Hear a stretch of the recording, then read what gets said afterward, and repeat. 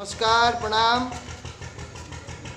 हम भोजपुरी गायक जपन जापानी सब पूरा भोजपुरिया श्रोता समाज के गोड़ छू के गोड़ लागतनी प्रणाम करतनी। और आज एगो छोटा मोटा टीम से एगो भोला बाबा के गीत रह सबके सुनावतानी। हमारा हारमोनियम पर नूर आलम जी, हमार शिष्य झाल पर विकास बिहारी, उन्हें सत्येंद्र भाई, और हाफ साफ लंगड़ ब्यास भाई होके तो भरत जैसन काजी भरत भाई नाल पर छोटा मोटा प्लेयर सभे बा। तनी लोग बजावेला ना जी मेरा बाबा। तो एगो गीत रहल कैसे मास्टर देखा दो।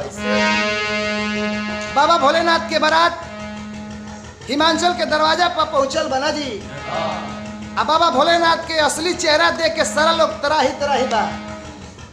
सखी लो जाके अब मैया पार्वती से कहता का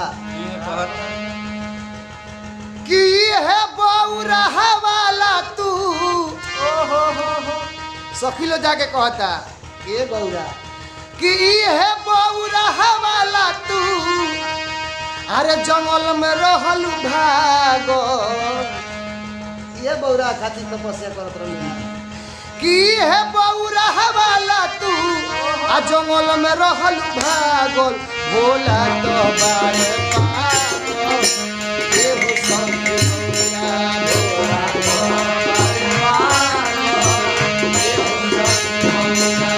भोला तो बारे पागल।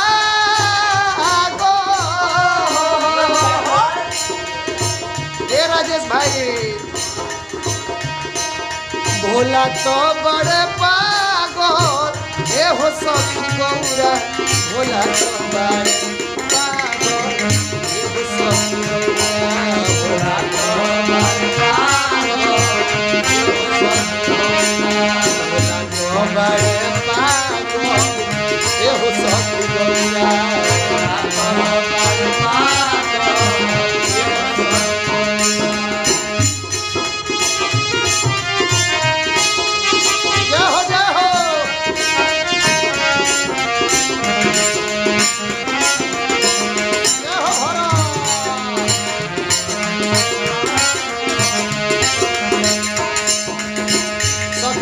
कहता कि बाप हो बाप भाई बारात आई बा दुआरी पर नूर भाई।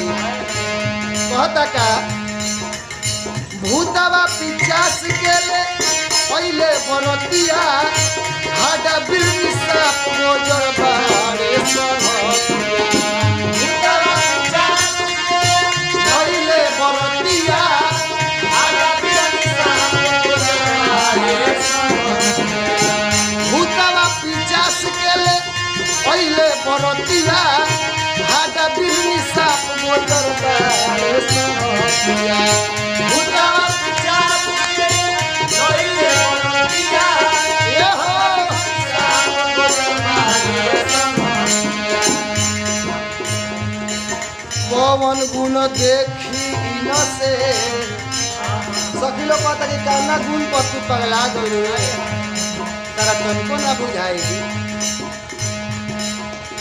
पवन गुण देखीन से, पवन गुण देखीन से, पवन गुण देखीन से, प्रीतता हरला गोल भोला तो बड़ पागल, हे हो सखी गौरा। भोला तो बड़ पागल, हे हो सखी गौरा। भोला तो बड़े पागल, ए पार्वती ए हो सखी गौरा। भोला तो बड़े पागल, ए हो सखी गौरा। भोला तो बड़े पागल, ए हो सखी गौरा।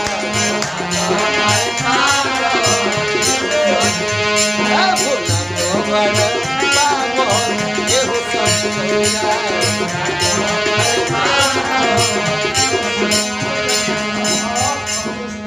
अभी सखी लो जाके मैया पार्वती से कहता केहू के गोड़ नहीं, केहू के मूड़ी, केहू तलवार भाजे, केहू भाजे छोड़े। केहू के गोड़ नहीं, केहू के मूड़ी, केहू तलवार भाजे, केहू भाजे छोड़े। बाहर फौजी बाबा अभी बॉर्डर पर गोली चलावता नहीं। बाबा हमार फौजी बाबा लिखनी का केहू के गोड़ नहीं केहू के मूड़ी केहू तलवार भाजे केहू भाजे छुरी केहू के गोड़ नहीं केहू के मूड़ी केहू तलवार भाजे केहू भाजे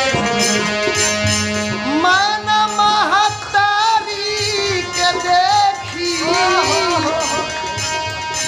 ए पार्वती मन महतारी के देखी मन महतारी मुझा बदला बोल भोला तो बड़ पागल एगो सब गौरा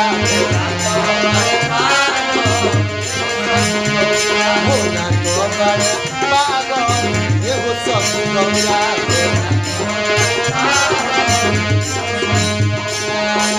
भोला तो बड़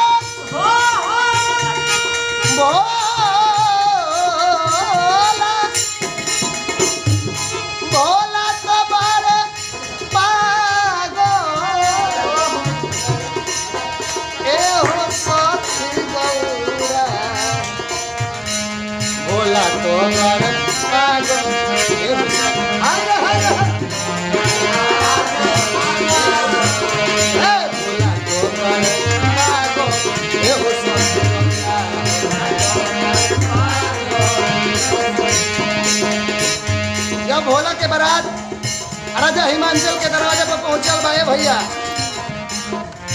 गांव भर के लोग भागल बा ए नूर भाई कि बाप हो बापी बारात आई बा गांव में ये गांव में अब केहू ना पहुंची हाडा बिरनी सांप गोजर भूत बैताल हाकनी डाकनी चारों लोग पहुंचल बा पिचासनी केहू के एगो गोड़ बा तो केहू के 9 गो गोड़ बा केहू के आँख न के केहू के भोर दे जय भोला जय हो सखी लोग कहता कि ये पार्वती ये बौरा खातिर तू तपस्या करत रहू है फौजी बाबा लिखनी का गांव भर के लोग भागल सभे दलान में भागल मलिनिया सीधे हरिहान में गाँव भर के लोग भागल सभे दलान में भागल मलिनिया सीधे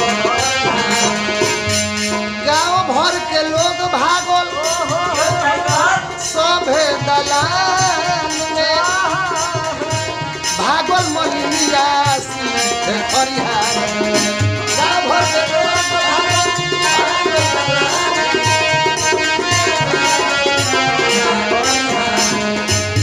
देखी फौजी राजू जपन जापानी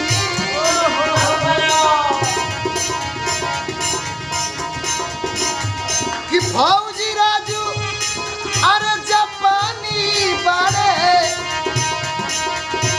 फौजी राजू अरे जापानी बारे रात भर जागल भोला भोला तो बड़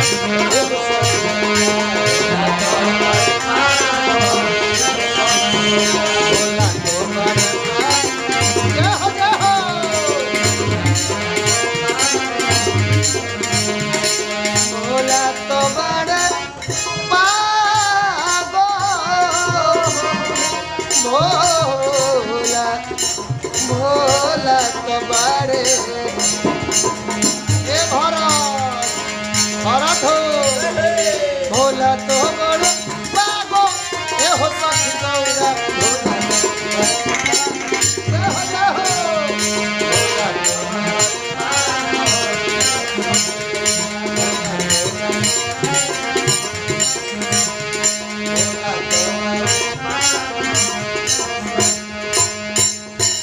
भोला तो बड़े पागल ए हो सखी गौरा।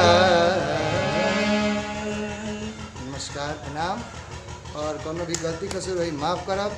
जय हिंद जय भारत।